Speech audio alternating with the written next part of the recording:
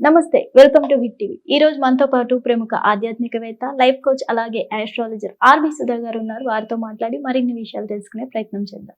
Madam, ఈ సూర్యగ్రహణం ప్రభావం తులారాశి మీద ఎలా ఉండబోతుందంటారు? వీళ్ళకి మిశ్రమ ఫలితాలు అటు మరీ బ్యాడ్ కాదు, అటు మరీ గుడ్ కూడా కాదనమాట. So medium. సో వీళ్ళకి బాగానే ఉంటుంది. ఎక్కువ ఆందోళన పడవలసిన అవసరమే లేదు. తులారాశి వాళ్ళకి బాగానే ఉంటుందనే చెప్పాలన్నమాట. దీంట్లో బాగుంటుంది. యూజువల్గా ఏంటంటే మనకి ఏ గ్రహణం వచ్చినా కూడా అన్ని అడ్డంగాలు వచ్చాయి, అంటే నెగటివ్ ఇన్ఫ్లుయెన్సెస్ ఎక్కువ వస్తాయని చెప్తూ ఉంటాం అనమాట. సో వీళ్ళు చేసే పనిలో చిన్న చిన్న అడ్డంగాలు రావచ్చు, కానీ పెద్దగా ఏంటంటే ఎక్కువ ప్రెషర్ ఇచ్చేవేమీ కనిపించట్లేదు.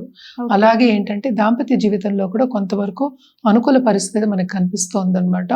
అదొకటి కాకుండా జూపిటర్ చూపు కూడా, చల్లని చూపు కూడా ఉంది కనుక తప్పక వీళ్ళకి చదువుకున్న వాళ్ళకి, ఎస్పెషల్లీ దీక్ష తీసుకున్న వాళ్ళందరికీ తప్పక వాళ్ళకి కావాల్సింది సాధిస్తారు. అంటే ఏంటి, మన మేనిఫెస్టేషన్ కూడా మనం ఎక్కువ మాట్లాడుకుంటాం.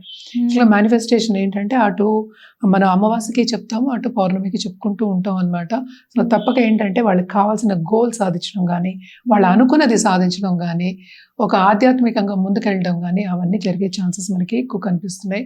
తప్పక ఏంటంటే ఈ గ్రహణం అనేది వీళ్ళకి మంచి ఇన్ఫ్లుయెన్స్ తెస్తుంది, అంటే గుడ్ ఇన్ఫ్లుయెన్స్, పాజిటివ్ ఎనర్జీ అనేది వీళ్ళకి ఎక్కువ ఇస్తుంది అనేది చెప్పడం జరుగుతోంది. అదొకటి కాకుండా తప్పక వీళ్ళు చేసే పనిలో ముందుకెళ్ళే ఛాన్సెస్ మనకి కనిపిస్తున్నాయి. అలాగే ఏంటంటే లవ్ రిలేషన్షిప్ కూడా ముందుకెళ్లే ఛాన్సెస్ మనకి కనిపిస్తున్నాయి. వీళ్ళు చేయవలసిందల్లా ఏంటంటే కొంతవరకు వీళ్ళు జాగ్రత్తగా ఉండడం, నోటి దురుసు ఎక్కువ ఉండకుండా ఉండడం అనేది వెరీ ఇంపార్టెంట్. అంటే జూపిటర్ చూపు ఉంది, చల్లని చూపు ఉంది కనుక కొంచెం జాగ్రత్తగానే ఉంటారు. కానీ కూడా పేరెంట్స్ ఏం చెప్తున్నారో కొంచెం విని చెప్పిన మాట వినడం అనేది వెరీ ఇంపార్టెంట్ అని చెప్పాలన్నమాట. తప్పక వీళ్ళకి శుభ సూచనలు మనకి ఎక్కువ కనిపిస్తున్నాయి. అండ్ ఆల్సో చేసే పనిలో ప్రమోషన్స్ వచ్చే ఛాన్సెస్ కానీ, లేకపోతే మనకి జాబ్ మార్పిడి కానీ, ప్రమోషన్ మీద పైకి వెళ్ళడం కానీ మనకి ఎక్కువ కనిపిస్తుంది అనమాట. సో టు సర్టన్ ఎక్స్టెంట్ వీళ్ళకి బాగానే ఉందని చెప్పాలి. మరి వీళ్ళకి ఇంకా బాగుండాలంటే ఎలాంటి పరిహారాలు చేస్తే బాగుంటుంది అంటారు?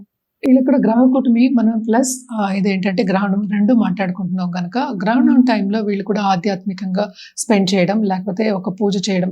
అంటే ఇంటి పూజలు మనం ఎక్కువ చేయం, ఎక్కువ ఆధ్యాత్మికంగా స్పెండ్ చేస్తాం. అండ్ ఆల్సో ఏంటంటే జపం చేయడం కానీ, లేకపోతే సెల్ఫ్ మెడిటేషన్ చేసుకోవడం కానీ ఇలాంటివి జరుగుతాయి.